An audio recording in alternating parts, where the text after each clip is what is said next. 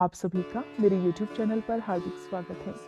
आज मार्गशीर्ष मास की पूर्णिमा है और आज के दिन ही माँ अन्नपूर्णा की जयंती भी मनाई जाती है। माँ अन्नपूर्णा की कृपा से किसी के घर में भी अन्न की और सुख समृद्धि की कमी नहीं होती। आज मार्गशीर्ष मास की पूर्णिमा के दिन मैं आपको सुनाऊंगी माँ अन्नपूर्णा की व्रत कथा। हे अन्नपूर्णा माता, इस कथा को कहने सुनने और हुंकारा भरने वाले सभी भक्तों के घर में अन्न और सुख समृद्धि के भंडार भरना। आइए सुनते हैं। पौराणिक कथा के अनुसार एक समय की बात है, काशी नाम की नगरी में धनंजय नाम का एक युवक रहता था। उसकी पत्नी का नाम सुलक्षणा था। उसे अन्य सब सुख प्राप्त थे, लेकिन केवल गरीबी ही उसके दुख का महान कारण थी और यह दुख उसे हर समय सताता था। एक दिन सुलक्षणा अपने पति से कहने लगी, हे स्वामी, आप कुछ परिश्रम करो तो काम चले।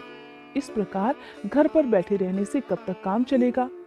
सुलक्षणा की बात धनंजय के मन में बैठ गई और वह उसी दिन विश्वनाथ शंकर जी को प्रसन्न करने के लिए बैठ गया और कहने लगा, हे देवाधिदेव विश्वेश्वर, मुझे पूजा पाठ करना कुछ भी नहीं आता। मैं तो केवल तुम्हारे भरोसे ही बैठा हूँ। बस इतनी विनती करके वह 2-3 दिन तक भूखा प्यासा बैठा रहा। यह देखकर भगवान शंकर ने उसके कान में अन्नपूर्णा अन्नपूर्णा अन्नपूर्णा इस प्रकार 3 बार कहा। यह कौन और क्या कह गया। अब धनंजय इसी सोच में पड़ गया कि मंदिर से आते जाते ब्राह्मणों को देखकर वो उन सबसे पूछने लगा, पंडित जी, एक बात तो बताइए, यह अन्नपूर्णा कौन है।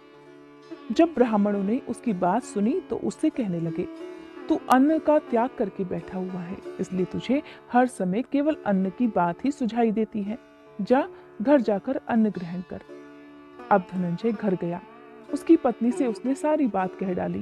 तब सारी बात सुनकर पत्नी कहने लगी, हे स्वामी, आप चिंता मत करो। स्वयं शंकर भगवान ने ही आपको यह मंत्र दिया है। वे स्वयं ही इस बात का खुलासा करेंगे। आप फिर से जाकर उनकी आराधना करो। अब धनंजय फिर से पहले की तरह पूजा में बैठ गया। अब उसकी भक्ति को देखकर रात में महादेव ने फिर से उसके कान में कहा, जा, तू पूरब दिशा में चला जा।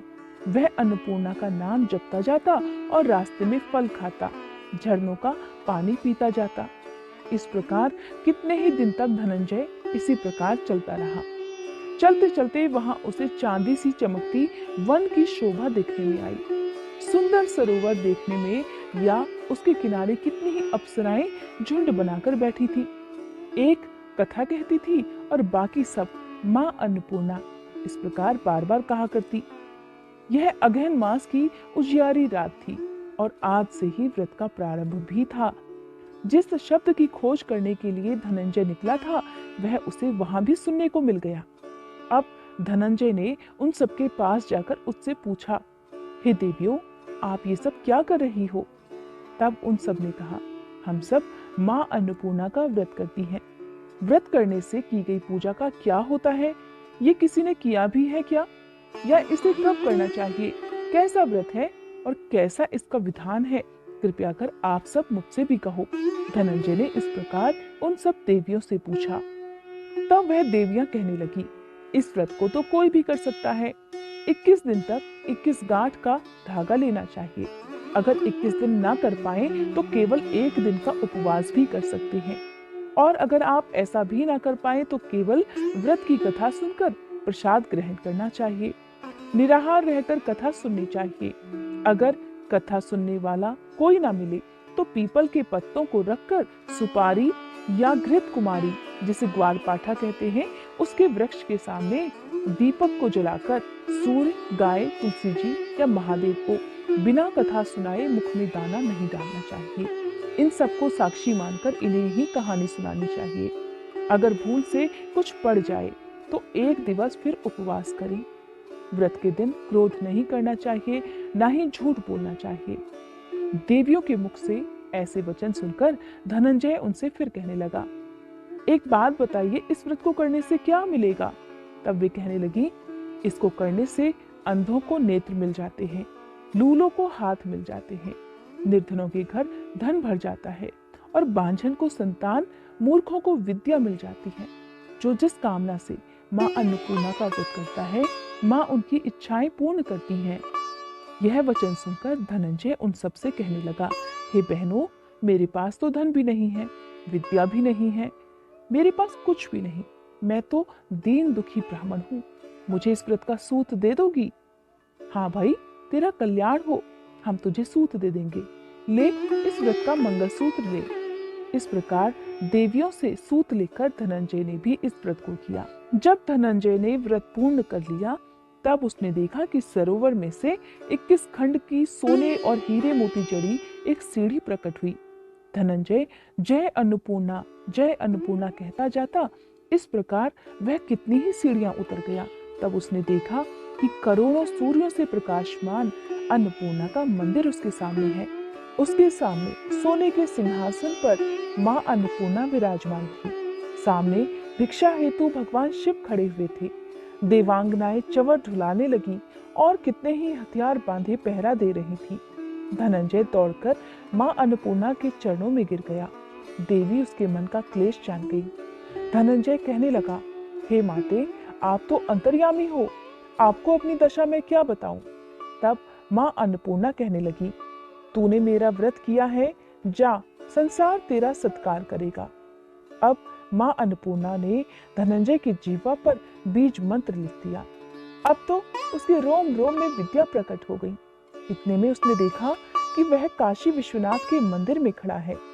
माँ का वरदान प्राप्त कर धनंजय अपने घर आ गया। अपनी पत्नी से उसने सब बात कह दी। माँ की कृपा से अब उसके घर में धीरे धीरे संपत्ति का भंडार भर गया। छोटा सा घर बहुत बड़े घरों में गिना जाने लगा। जैसे शहद के छत्तों में मधुमक्खियां जमा होती हैं, उसी प्रकार अनेक सगे संबंधी आकर उसकी बढ़ाई करने लगे।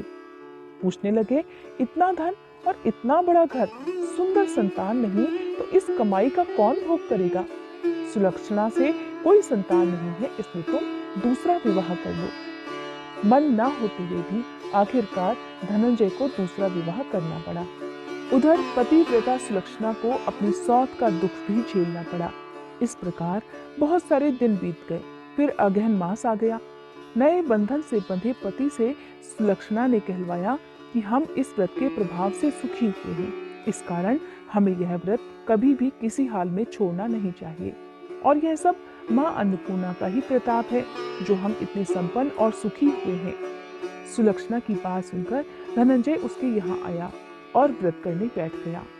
नई बहू को इस व्रत की कोई खबर नहीं थी। उधर वो अपने घर में धनंजय के आने की राह देख रही थी। दिन बीतते गए और व्रत पूर्ण होने में केवल 3 दिन बाकी थे कि नई बहू को इस बात का पता चल गया। इस बात का पता चलते ही नई बहू के मन में ईर्ष्या की ज्वाला दहकने लगी। अब सुलक्षणा के घर वो दौड़ी दौड़ी आ पहुंची और उसने वहां आते ही भगदड़ मचा दी। वह धनंजय को अपने साथ ले गई। नए घर में आकर धनंजय थोड़ी देर आराम करने के लिए लेटा तो उसे नींद आ गई। उसी समय अवसर पाकर नई बहू ने उसके व्रत का सूत तोड़कर आग में फेंक दिया। अब तो अन्नपूर्णा माँ का क्रोध जाग गया। घर में अचानक ही आग लग गई और सब कुछ उसी आग में जलकर खाक हो गया। सुलक्षणा जान गई और फिर पति को अपने घर ले आई। नई बहू रूठकर अपने पिता के घर जा बैठी। उधर अपने पति को परमेश्वर मानने वाली सुलक्षणा कहने लगी, हे स्वामी, आप घबराइए मत, माँ की कृपा अलौकिक है। पुत्र कुपुत्र हो जाता है पर माँ कुमाता नहीं होती, इसलिए आप अब श्रद्धा और भक्ति भाव से फिर से पूजा पाठ शुरू कर दो। माँ अन्नपूर्णा जरूर हमारा कल्याण करेंगी। इस प्रकार धनंजय हाथ जोड़कर फिर से माँ अन्नपूर्णा की पूजा करने के लिए बैठ गया। फिर से वहीं सरोवर सीढ़ी प्रकट हो गई और उसमें वह माँ अन्नपूर्णा कहकर उतर गया। वहां जाकर माँ अन्नपूर्णा के चरणों में लौटकर वो रोने लगा। धनंजय को विलाप करते देखकर माँ अन्नपूर्णा प्रसन्न हो गई और कहने लगी, ले, मेरी यह सोने की मूर्ति ले और इसकी पूजा करना, तू फिर से सुखी हो जाएगा। जा, तुझे मेरा आशीर्वाद है। तेरी स्त्री सुलक्षणा ने श्रद्धा और भक्ति भाव से मेरा व्रत पूर्ण किया है, उसे मैंने पुत्र का आशीर्वाद दिया है।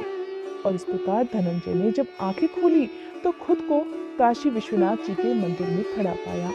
वह वहां से फिर उसी प्रकार अपने घर को आ गया। इधर सुलक्षणा गर्भवती हुई। और 9 माह पूरे होते ही उसके घर पुत्र का जन्म हो गया। अब गांव में आश्चर्य की लहर दौड़ गई, मनौतियां मांगी जाने लगी। इस प्रकार उस गांव के निसंतान सेठ के पुत्र होने पर उसने मां अन्नपूर्णा का मंदिर वहां बनवा दिया। उसमें मां की धूमधाम से मूर्ति की स्थापना की गई, यज्ञ हवन आदि किए गए और धनंजय को उसी मंदिर में आचार्य का पद दे दिया गया। जीविका चलाने के लिए मंदिर की दक्षिणा और रहने के लिए एक सुंदर सा घर भी दे दिया गया। अब धनंजय अपनी पत्नी और पुत्र सहित वहां रहने लगा। मां की चढ़ावे में भरपूर आमदनी होने लगी। उधर नई बहू के पिता के घर में डाका पड़ गया, सब कुछ लुट गया। अब वे दोनों भीख मांगकर अपना पेट भरने लगे। सुलक्षणा ने जब ये बात सुनी तो उन्हें बुलावा भेज दिया, अलग घर में रखवा दिया और उनके अन्न वस्त्र का प्रबंध भी कर दिया। धनंजय, सुलक्षणा और उसका पुत्र मां अन्नपूर्णा की कृपा से बड़े आनंद से रहने लगे। हे मां अन्नपूर्णा, जैसे आपने उनके घर में धन के भंडार भरे, वैसे ही भंडार इस कथा को कहने, सुनने और हुंकारा भरने वाले सभी भक्तों के घर में करना। बोलो अन्नपूर्णा माता की जय।